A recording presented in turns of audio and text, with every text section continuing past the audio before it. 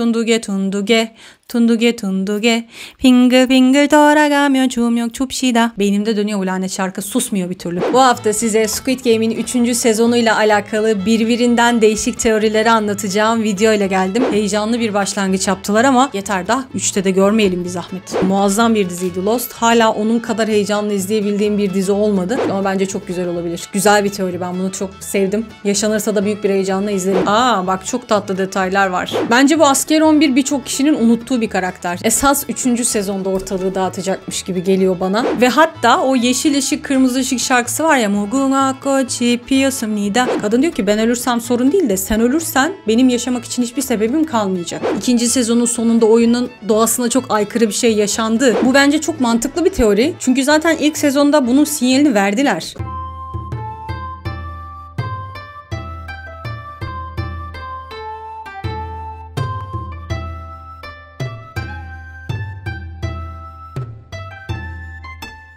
Merhaba arkadaşlar, Uzağında Olsun'a hoş geldiniz. Ben Sümeyye Saraç. Yepyeni bir haftada yepyeni bir videoyla daha karşınızdayım. Bu hafta size Squid Game'in 3. sezonuyla alakalı birbirinden değişik teorileri anlatacağım video ile geldim. Zaten artık Squid Game'in ne olduğunu anlatmama gerek yok. Bütün dünya biliyor bu diziyi. Bundan bir 3 yıl önce falan ilk sezon yayınlandığında bütün dünyada çok büyük bir patlamaya sebep olmuştu. Sadece Kore'de değil, herkes bu diziyi konuşmuştu. Sonrasında da 2024'ün son günlerinde 2. sezonu nihayet yayınladılar. Fakat 2. sezonda böyle hikayeyi bırakın, sahneyi bile çat diye yarım bırakmış oldukları için 3. sezonla alakalı da hepimiz büyük bir merak duyuyoruz ve tabii ki de 3. sezonla alakalı da birbirinden değişik, birbirinden ayarsız, birbirinden absürt teoriler çıktı ortaya. Bu teorileri görünce aklıma şey geldi. Gençler çok bilmezler ama Lost diye bir dizi vardı zamanında ve benim daha ergen olduğum dönemlerde yayınlanan bir diziydi. O dönemler inanılmaz büyük bir heyecanla izlerdim Lost'u. Her bölüm başına heyecanla otururdum. Bölüm bittiğinde de büyük bir şokla ekrana baka kalırdım. Muazzam bir diziydi Lost. Hala onun kadar heyecanlı izleyebildiğim bir dizi olmadı. Ve o dönemde o kadar çok Lost delisi vardı ki saplantılı bir şekilde onunla alakalı da çok fazla teori ortaya çıkardı. Ama şöyle söyleyeyim size. Atıyorum arkadaki bir saatin bile anlamı vardı. Arkadaki bir tablonun, öndeki bir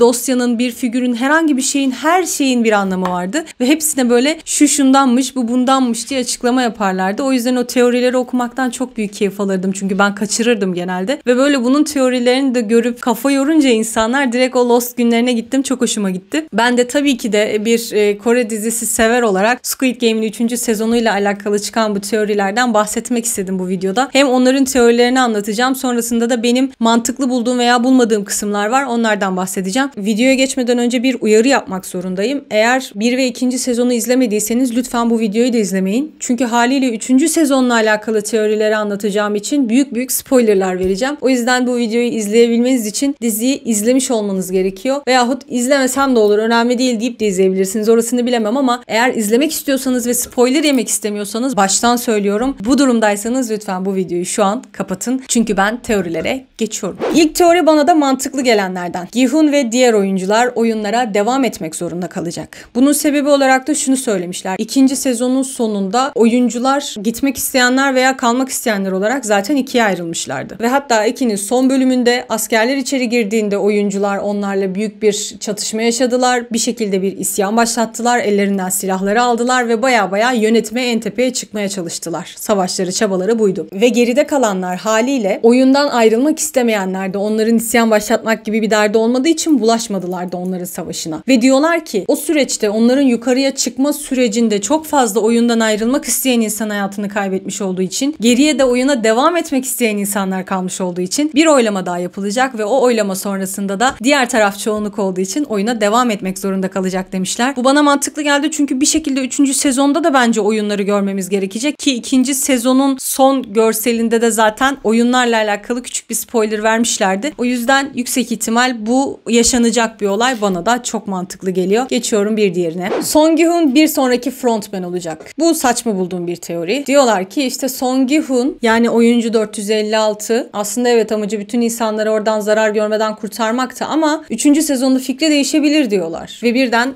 frontman'e karşı, yani Lee Byung-hun'un canlandırdığı karakterden bahsediyoruz. Frontman derken yönetici olan kişiydi. Ona karşı girdiği savaşı kazanabilir ve kazandıktan sonra da en tepedeki isimler Gi-hun'a yeni frontman olmak için teklifte bulunabilir diyorlar. Bu bana pek mantıklı gelmedi. Çünkü zaten Gi-hun'a oluşturulan bir karakter var ve o karakter tamamen oyuncuları dışarıya çıkarmak, onların hayatta kalmasını sağlamaya çalışmak odaklı. Ve tutup da eğer o adamı frontman yaparsanız çizdiğiniz bütün karaktere ihanet etmiş olursunuz bence. Yani hani çok büyük bir ters köşe yapalım, hadi öyle bir şeye girelim derler mi bilemem ama mantıken baktığımda bana bu teori hiç mantıklı gelmedi. Gi-hun 3. sezonun ilk bölümünde ölüyor diye bir teori atmışlar ortaya. Demiştim ya, bir tane orta jenerik bir görüntü verdiler, çok kısa bir. Hatta bizim yeşil ışık kırmızı ışıktaki o büyük bebeğin erkek versiyonu vardı. Bayağı konuşulmuştu o görüntüde. O görselde diyorlar Ki-hun, yani oyuncu 456 yok. O yüzden diyorlar 3. sezonun ilk bölümlerinde Ki-hun ölebilir. Hem de büyük bir ters köşe olur, büyük bir şok olur. Belki de onun yerine başka biri gelip frontman'i devirebilir demişler. Bu da bana çok mantıklı gelmedi. Kore çok fazla böyle başrolleri çat diye öldürelim de yerine başkası gelsin odaklı bir ülke değil. Yani sinema sektöründen, dizi sektöründen bahsediyorum. Bunu çok yapabileceklerini zannetmiyorum ama yaparlarsa hepimiz için büyük bir şok olur gerçekten. Oyuncu 456'nın ölecek olması. Ama ben frontman'in bunu yapacağını hiç düşünmüyorum. Onun tam tersi, özellikle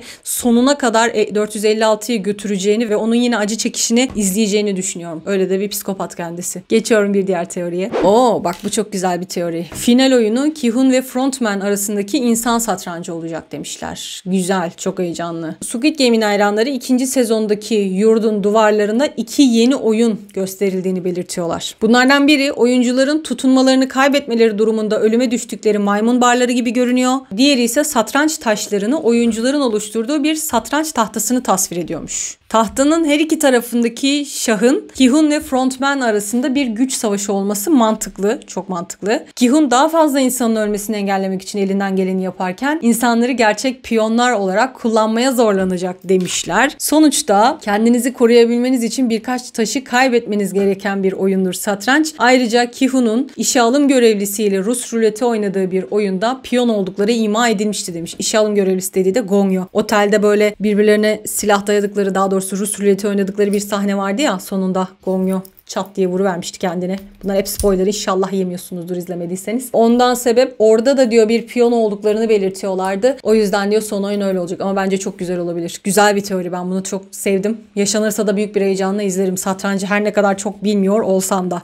Geçiyorum bir diğerine. Teknenin kaptanı Squid Game'in arkasındaki gerçek beyin mi acaba? Hem ilk sezonda hem de 2. sezonda izlediğimiz bir polisimiz vardı, Vihajun. Aynı zamanda ilk sezonda öğrenmiştik ki frontman'in kardeşi kendisi ama inat etti, ısrar etti. 2. sezonda da yine bir şekilde o oyunların peşine düşmeye çalıştı. Ve o süreçte oyunların oynandığı adaya ulaşmak için elinden gelen her şeyi yapıyordu ve bir tekne kaptanı ile birlikte çalışıyordu. O tekne kaptanı bunu bütün adalara götürüyordu, gezdiriyordu. Aynı zamanda da aradaki diyaloglardan şunu anlamıştık. Tekne kaptanı aslında bizim polisi o vurulup düştüğü denizden kurtaran kişiydi. Fakat ne yazık ki 2. sezonun ortalarında o tekne kaptanının da hiç sağlam biri olmadığını gördük. Böyle gizli kapaklı gecenin bir vaktinde onların adayı aradığı süreçte dronlarından birine zarar vermişti ve sonrasında bunu fark edip tepki veren bir adamı bıçaklayıp suya atmıştı. Bundan sonrasında da dedi ki eyvah eyvah, bu adamda bir problem var. Bu da ne olacak? Muhtemelen onun da yine oyunlarla bir bağlantısı var demişti insanlar. Ve bu teoriye göre de aslında oyunların, her şeyin beyni, en başı bu tekne kaptanı. Bir de şöyle bir detay vermişler, o da mantıklı. Gi-hun'u, yani oyuncu 456'yı ikinci kez oyuna göndermeden önce dişine bir takip cihazı takmışlardı, yerleştirmişlerdi ve öyle basit bir şey de değildi. Bayağı dişin kaplamasına falan takıp onu oraya geçirmişlerdi. Fakat sonrasında oyuna girdikten sonra öğrendik ki onu bir şekilde çıkarmışlar artık. Nereden biliyorlardıysa. İşte bunu da yine söyleyen kişi, onlara haberdar eden kişinin bu tekne kaptanı olabileceğini söylüyorlar. Aynı zamanda bir köstebek de olabilir aslında o oyunlar için çalışan, ama bir yandan da yine bu teoride söylediği gibi en tepedeki kişi de olabilir demişler. Bizim polisimizi de kurtaran kişiydi zaten aynı zamanda ve bu şekilde de polisi uzak tutmak ve oyunların devam etmesini sağlamak için yapmış da olabilir diyorlar. Bir de şöyle bir soru sormuş. Denizleri avucunun içi gibi bilmesi gereken bir denizci ama tek bir ada bile bulamıyor mu demişler. Buna da bahane olarak şey demişlerdi. Kore'de bir sürü ada var. O yüzden bir türlü bulamadık falan gibi bir açıklama yapılmıştı. Tabii en tepesindeki kişi midir bilmiyorum ama ama bence bağlantılı olduğu kesin. Hatta ben şöyle düşünüyorum. Bizim frontman'le yani Lee Byung-hun'la bir bağlantısı var bu adamın. Bence kardeşi denize düştüğünde de ki kendisi vurup düşürmüştü. Onu kurtarmasını isteyen kişi yine Lee Byung-hun'un ta kendisiydi. Ve bu şekilde de adamla bir bağlantısı yani bu kaptanla bağlantısı olduğunu ben de düşünüyorum. Kaptan da zaten her şeyden haberdar. Yine kaptanla alakalı bir teori. Daha önce oyunlara katılmış olması mantıklı demişler. Evet bence bu da mantıklı. Az önceki söylediğim şeyi söylemiş yine. Frontman kardeşini vurup düşürmüştü ve sonrasında adamın 2. sezonda kurtulduğunu ve yine peşlerine düştüğünü görmüştük ya ve kurtaran kişi yine kaptandı. O kaptana yerini söyleyen ve kurtarmasını sağlayan kişi frontman. Çünkü o kadar derya denizin içinde adamın yerini nereden bulacaktı? Gidecek kurtaracak. Mutlaka onunla bir şekilde bağlantısı var diyorlar. Bir sürü adayı arayıp bulamamalarının sebebi de yine kaptan. Çünkü o bilinçli bir şekilde bunu yapıyor. Bilerek onları oyalıyor diyorlar. Bir teori daha atmışlar ortaya yine kaptanla alakalı. Hani ilk sezonda da 2. sezonda da bir organ kaçakçılığı mevzusu vardı hatırlarsanız. Hep böyle henüz daha tam ölmemiş olan acı çekenleri falan toplayıp onların organlarını alıyorlardı ve onu satıyorlardı. Bu kaptanın o organ kaçakçılığıyla bağlantılı kişi olabileceğini de söylüyorlar. Yani her şekilde bu kaptan ya oyunları daha önceden kazanmış birisi ya da halihazırda şu an oyunları düzenleyen kişilerle bağlantılı bir kişi diye konuşuluyor. Zaten kaptanın mutlaka öyle bir şey olması gerekiyor ki drone'u bozması ve o adamı bıçaklayıp denize atmasının bir anlamı, bir karşılığı olsun.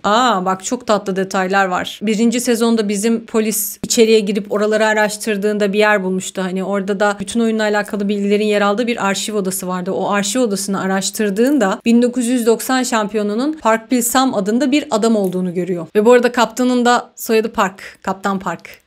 Bunu bir tesadüf müdür diyorlar. Bu evet bir seçenek ama tesadüf de olabilir ama bir de 2006'nın kazananı olmuş olabilir. Onun da sebep olarak Park'ın teknesinde 112 numarasının olduğunu söylüyorlar. 112 numarası da 2006 oyununu kazanan yarışmacının numarası. Bazı izleyiciler tutumunu ve sürekli içki içmesini oyunlara girmeden önceki Gi-hun'a benzetiyorlar. Yani eski bir kazanan olsa bile bu onun hayatını aynı şekilde değiştirmedi demiş. Kaptanın yarışmayla bağlantısı zaten Squid Game'in 2. sezonunun en iyi olay örgüsü dönüşümlerinden biriyken onun eski bir kazanan olması 3. sezona doğru daha da fazla dram katacaktı ki bu çok makul demişler. Kaptanla alakalı teoriler şimdilik bu kadardı. Geçiyorum bir diğerine. Frontman bu sefer Squid Game'de oynayan tek VIP değil. 1. sezonda bir grup egzantrik milyarderle tanışmıştık hatırlarsanız. Ve onlar da oyuna para yatıran kişilerdi. Para yatırdıktan sonra da işte oyundaki yarışmacıların birbirlerini öldürmelerini falan büyük bir zevkle izliyorlardı. Aynı zamanda çok da sapık tiplerdi tabii ki. Olay sadece birbirlerini öldürmeleri de değildi. Çok iğrenç karakterlerdi bence. Ve diyorlar ki bunlardan birinin bu sezonda oyuncu 001 olarak katılan frontman olduğunu biliyoruz demişler. Ama zaten frontman orada da yine yöneten kişiydi. İçlerindeki o katılan zenginlerden birisi değildi ki. Frontman orada da olanları anlatan kişiydi. Fakat kalabalığın bir parçası olabileceğini düşündüğümüz 2 kişi daha var. Öncelikle bir tane 100 numaralı karakter var biliyorsunuz. O da feci, gıcık bir tip. Song Yong Chang'ın canlandırdığı karakter. 10 milyar wonluk borcu olan bir yatırımcı olduğunu söylemişti kendisi dizinin başlarında. Ve bu şaşırtıcı rakam onun oyun dışında yüksekten uçan yani gayet zengin bir adam olduğunu düşünmemize sebep oluyor. Ayrıca oyunun devam etmesi için de herkesi gaza getiren, kışkırtan kişi de oydu. Özellikle Gi-hun'un herkesi ayrılmaya ikna etmeye çalışmasıyla oyunların devam etmesini sağlamak için içeriden biri olabilir demişler. Bir de bir YouTuber'ımız vardı ya hani coinlerle alakalı videolar çekiyordu ve hatta Thanos onun arkadaşı ve birkaç kişi daha sırf bu yüzden buna cephe almıştı. Senin yüzünden biz battık, zarar uğradık falan demişlerdi kavga dövüş. Yani oyuncu 333 Shiva'nın canlandırdığı karakter. Onun da bir diğer VIP olabileceğini söylüyorlar. Aslında arka planda her şeyini kaybeden bir kripto yatırımcısı olduğuna inanmamızı sağlıyorlar. Fakat belki de bu insanların yatırım yapmasını sağlamak için yaptığı bir plandı ve böylece onların aptallıklarının ödüllerini toplayacaktı demişler. O verdiği tavsiyeler yüzünden zarara uğrayan kurbanların acı çekmesini görmek ve onları bizzat öldürmek için oyunda olduğunu düşünüyoruz demişler. Sadece bir çatalla oyuncu Thanos'u nasıl ustalıkla öldürdüğünü unutmayalım diye de detay vermişler. Ya olabilir mi? Olabilir ama bana fazla uçuk geliyor.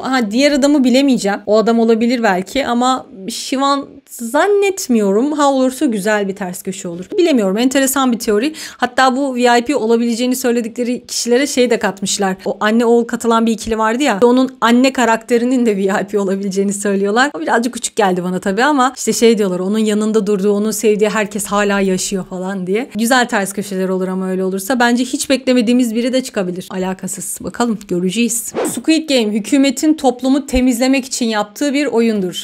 Geldik Brothers Home'a. Kore'nin gerçekten eskiden yaşanmış korkunç bir olayı var Brothers Home. Onunla alakalı da hala bir video çekemedim ama çekeceğim inşallah yakın bir zamanda. Squid Game'in yozlaşmış bir hükümet planı olduğu ortaya çıkabilir demişler yine bu teoriyle birlikte. Oyun sadece borçlu olanları birbirine düşürüyor. Yani o kişiler zaten ekonomiye etkili bir şekilde katkıda bulunamayan insanlar. Tefecilere ve bankacılara çok fazla borcu olanlardan kurtulmanın bir yolu olarak da Squid Game adında bir oyun hazırlamış olabilirler diyorlar. Polisin de bu işin içinde olması şaşırtıcı olmazdı. Zira Ki-hoon'un frontman'i yakalama çabasını reddediyorlar. Çünkü ilk sezonda özellikle yaşanmıştı bu. Oy birliğiyle çıkmışlardı ve Ki-hoon direkt polise gitmişti. Polise her şeyi anlatmıştı fakat polis onu sallamadı. Hatta o süreçte de yine bizim malum polis onu duyup sonrasında onunla iletişime geçmişti. Ama gerçekten mesela polis sallamıyor hiç. İkinci sezonun da başında yine öğreniyoruz ki o polis aslında üstlerine haberdar etmiş bu olaydan ama kimse buna inanmıyor. Kimse bunu ciddiye almıyor. O yüzden de hep böyle deli muamelesi yapıyorlar, geçiştiriyorlar. Bunun da bilinçli yapılan bir şey olmuş olabileceğini söylüyorlar. Ayrıca sağlık sektörünün de tüm bunların bir parçası olması mümkün. Zira organları satmakla ilgileniyorlar demiş. Esasen bir taşla iki kuş vuruyorlar. Toplumun istenmeyenlerinden kurtulmak ve vücut parçalarından kazanç sağlamak. Sadece şuna inanmıyorum. Sağlık sektörü işte o organ kaçakçılığı mevzusunun konuyla alakası olduğunu düşünmüyorum. Çünkü onu gizli kapaklı yapıyorlardı. İlk sezonda da bunu gizli yapıyorlardı. 2'de de bildiğim kadarıyla gizli yapıyorlar. Bunu belli başlı bazı askerler planlayıp yapıyorlar. O yüzden tepedeki insanların konudan haberi yok. Ondan sebep ben bu ikinci söylediğim şeyin çok mantıklı olduğunu düşünmüyorum. Ama diğeri mantıklı olabilir. Çünkü dediğim gibi Brothers Home diye bir şey zaten gerçekten yaşanmış Kore'de ki o da buna benzer bir şeydi. Ondan belki esinlenmiş olabilir diyeceğim ama zannetmiyorum. Yazarının da böyle bir açıklaması yok çünkü. Asker 11 sistemle içeriden savaşmaya çalışıyor. Bence bu Asker 11 birçok kişinin unuttuğu bir karakter. İkinci sezonda böyle çok az gördük kendisini. Esas 3. sezonda ortalığı dağıtacakmış gibi geliyor bana. Asker 11'in 2. sezonda yine oyuna dahil edildiğini ama oyuncu olarak değil de asker olarak dahil edildiğini görmüştük. Çünkü kendisi çok profesyonel bir keskin nişancı. Kuzey Koreli aynı zamanda. Kuzey Kore'den Güney Kore'ye iltica etmiş. Ve oyuncu 246'yı yine kendisinin de önceden çalıştığı bir eğlence parkından tanıyor. Hatta o 246'da işte kanserli bir kızı var. Onun için çabalayan bir baba figürü. Ve bizim kız da böyle uzaktan uzağa o hikayeyi de görüp etkilendiği için hep onları takip ediyordu. Ve o kişiyi 246'yı oyunda da gördüğünde bayağı bir şaşırmıştı. Ve ikinci sezonun son bölümünde oyuncularla askerler karşılıklı savaşmaya başladığında 246 ile bizim bu kadın asker yüz yüze geliyor. Ve bir silah sesi duymuş olsak da henüz öldüğü anlamına gelmiyor bu 246'nın demiş. Bu arada zaten yüzlerinde maske olduğu için sonuçta kadın görse de adam onu fark etmiyor o anda. Oyun boyunca acımasız bir katil gibi görünüyor. Hatta ölmeyip yaralananları da direkt öldüren bir tip. Fakat kendisinin de hala Kuzey Kore'de olabilecek kızını aradığına dair bir hikayesi var. O yüzden de oyuncu 246 ile bir bağlantı kurmuş olabilir diyorlar duygusal olarak ve bu yüzden de göründüğü kadar kötü biri olmadığını söylüyorlar. Ve tabii ki iyiler askerlere karşı, yönetime karşı bir savaş açtığında birden ters köşe yapıp o da iyilerin yanında, safında yer alabilir demişler. Bunu ben de düşünüyorum bu arada. Çünkü ikinci sezonda öyle bir sıkıştırdılar ki herkesi, iyileri ve kaçış noktan yok şu anda.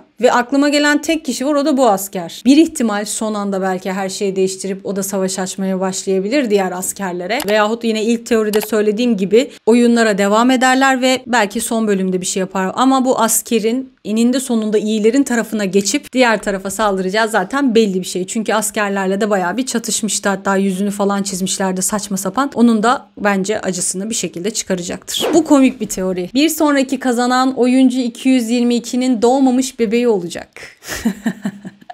Joyuri yani oyuncu 222 hamileydi oyunda biliyorsunuz ki. Ve hem karnının büyüklüğünden hem de ara ara kasılmalarından aslında doğumunun yaklaşmış olduğunu görüyoruz. O yüzden diyorlar ki 3. sezonda oyunda yeni doğmuş bir bebeğin ağlamalarını duyabiliriz. Ayrıca eninde sonunda herkes birbiriyle yüzleşecek ve büyük bir olay yaşanacak aslında. Fakat tek kurtulan kişi bebek olabilir ve bu sayede de oyunun kurallarına göre ayakta kalan son kişi her şeyi kazanır demişler ve o kişi de bu bebek olabilir diye komik bir teori atmışlar ortaya. Yani bebek bebeğin doğduğunu görebiliriz ama tek kazanan o mu olur? Orasını bilemiyorum tabii. Gi-hun başka bir ana karakteri kurtarırken ölecek. İkinci sezonda şöyle bir sahne yaşanmıştı. Dönen bir platform vardı ya, Mingle. Tunduge tunduge.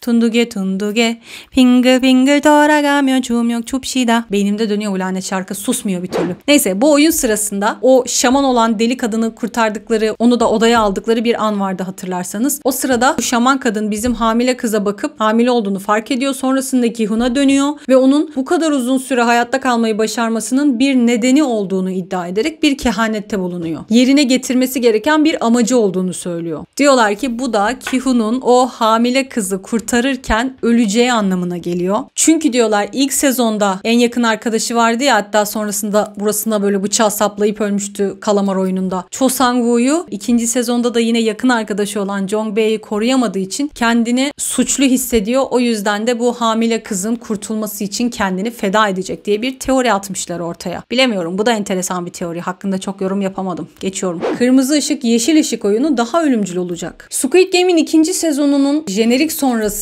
görüntüsünde yine aynı yeşil ışık kırmızı ışıktaki o devasa bebek gibi onun erkek versiyonu olan başka bir bebek daha gördük. Ve bu bebeğin rolünün ne olduğunu şu an bilmiyoruz. Tanıtılmadı. Sadece öyle bir görsel verdiler, bitirdiler. Ve bunların teorisine göre ikinci sezonda yine bir yeşil ışık kırmızı ışık oyunu oynanacak. Fakat bu ilkine göre çok daha zor olacak. Çünkü ikinci sezonda özellikle bunu daha net gördük. Bebeğin bulunduğu yerden herkesi göremiyordular. Yani onun hareket sensörüne göre karar veriyorlar diye vuracakları kişiye. Haliyle biri birinin arkasına saklandığında da onu fark edemiyorlardı. Bu da diyor ki bir bebek daha olacak, işte o erkek bebekten bahsediyor. Onu da arkasına koyacaklar insanların. Hem önden hem arkadan hareket eden herkesi fark edecekler diyorlar. O yüzden de haliyle ilkine göre çok daha fazla ölümcül olacağını söylüyorlar. Ve hatta o yeşil ışık kırmızı ışık şarkısı var ya, 무궁화 꽃이 피었습니다. O şarkıyı diğerinden daha farklı bir tempoda ve tonda söyleyeceğini, o yüzden de oyuncuların bunu çok fazla algılayamayıp kafası karışıp daha fazla insan öleceğini söylüyorlar. Ama ben bunun doğru olduğunu düşünmüyorum. Çünkü Kore'de çok fazla detay bilmesem de o bebeklerin karşı karşıya olmalarını gerektiren başka bir oyun varmış. Bir de zaten 2 sezonda biz yeşil ışık kırmızı ışık oyununu gördük. 3. sezonda da görmemeliyiz bence, ki görmeyiz de. Değişiklik yaparlar gibime geliyor. Ve o bebekler karşılıklı dururken aradan geçen insanlarla alakalı bir oyun var. Ben çok o detayı bilmiyor olsam da. O yüzden ben o görselin o bahsettikleri oyunla alakalı olduğunu düşünüyorum. Yani tekrar ediyorum, yeşil ışık kırmızı ışığı bir kere daha izlemeyiz bence. 2. sezonda da gayet heyecanlı bir başlangıç yaptılar ama yeter daha 3'te de görmeyelim bir zahmet. Oyuncu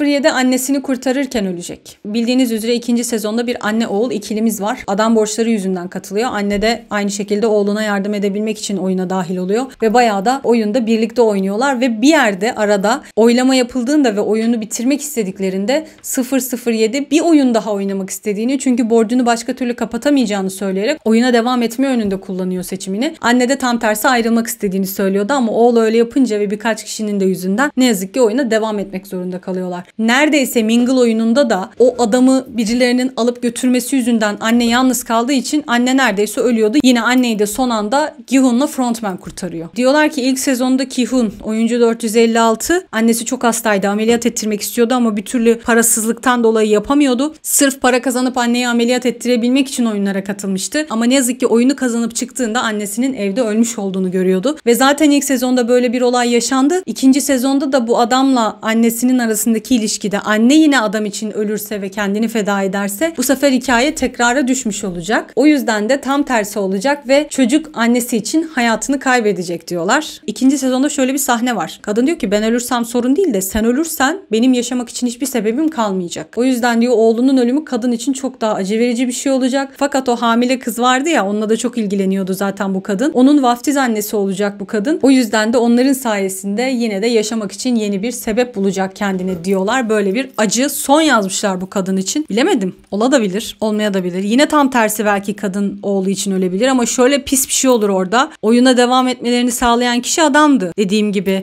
kadın çıkmak istedi. Hatta bayağı hayaller kurdu falan, birlikte bize gelirsiniz ben sizi misafir ederim falan filan diye. Sonrasında da onun yüzünden çıkamadılar. Bir de onun üzerine yerine anne ölür de adam hayatta kalırsa adam için de çok ağır bir ceza olur bence bu. Ama diğer türlüsü de fena fikir değilmiş. Geçiyorum bir diğerine. Oyunlara yeni bir oyuncu grubu katılacak. Oyuncu sayısı 456'ya geri dönecek. Bu da yine çok ihtimal vermediğim teorilerden bir tanesi. Oyuncu 456'yı daha da güçsüz duruma düşürebilmek için oyun organizatörleri sayıyı 456'ya çıkaracak diyorlar. Ve bununla birlikte Gi-hun'un amacı oradaki insanları kurtarabilmekti ya. Şimdi yine sayı 456'ya çıkınca bu sefer daha fazla insanı kurtarabilmek için mücadele etmek zorunda kalacak. Yine yeni gelen oyuncular da borçları yüzünden oyuna devam etmek isteyecek. Yine ayrılmak isteyenler olacak ve saçma sapan bir döngünün içinde bulacak kendini Gi-hun. O yüzden de aslında Gi-hun'un direncini, Gi-hun'un çabasını bayağı bir kırmış olacaklar diyorlar. Bu da yine ikinci sezonun sonundaki o karşılıklı duran bebeklere örnek vermiş. O olunca yine Green Light, Red Light'ı tekrar oynayacakları için ve o da büyük bir eleme olacağı için yine 456 oyuncuyla birlikte devam edeceğini söylemişler ama bu bence yine oyunun doğasına çok aykırı bir şey. Oyunda çünkü 456 tane oyuncuyu her seferinde getiriyorlar ve sonrasında son bir kişi kalana kadar devam ediyorlar. Şu an gerçi ikinci sezonun sonunda oyunun doğasına çok aykırı bir şey yaşandı. Oyuncular bayağı bir isyan çıkardı falan ama ben yine de yeni oyuncular geleceğini çok zannetmiyorum. Az kişi kaldı. Kalanlarla oyunlara nasıl devam edecekler onu da bilmiyorum. Onu da anca 3. sezonu izleyince göreceğiz. Ve son olarak Squid Game 3. sezonunun sonu bir açıklamayla potansiyel spin-off'lara hazır olacak demişler. Bu teoriye göre biz Squid Game'e benzer oyunların bütün dünyada yapıldığını öğreneceğiz. Genel itibarıyla sevdiğimiz zaten birçok karakter ölecek. Dizi muhtemelen kahramanların oyun organizatörlerine karşı galip gelmesi ve oyunları tamamen bitirmesiyle sona erecek tahminlerine göre. Fakat belki de jenerik sonrası bir sahneyle Squid Game 3. sezon Kore'deki oyunların büyük bir komplonun